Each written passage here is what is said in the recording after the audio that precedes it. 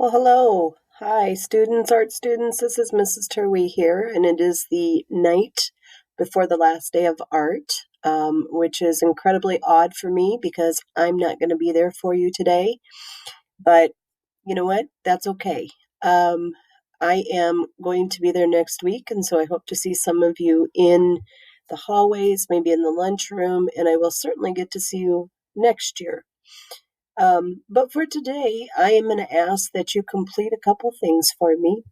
And the first one is this worksheet, because since I can't be there to ask you these questions and get some input, I'm going to ask you to fill this out. Number one, I want to know something that you accomplished, art, that you're very proud of. Number two, did you feel like you were able to work with some new materials, or is there something that you would like to have worked with that we didn't? Number three, what was the biggest challenge for you in art class? Number four, did you feel challenged overall in art class this year? Number five, I really want you to think about this.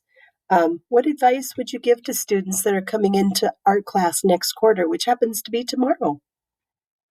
Number six, what is something the teacher could have done to make class better for you? And so, with all of these questions, I would ask you to be very thoughtful and honest. Yeah, I mean, you're not going to get graded on, did you answer something right? Because there's not necessarily a right answer. When you're done with this, then I'm going to ask you to flip it over, and I want you to get your creative juices going, and I want you to work on this circle challenge sheet. And with the circle challenge sheet, you have some basic circles. And with the rest of class, I want you to take some time and come up with as many creative, interesting ideas that you can using these circles.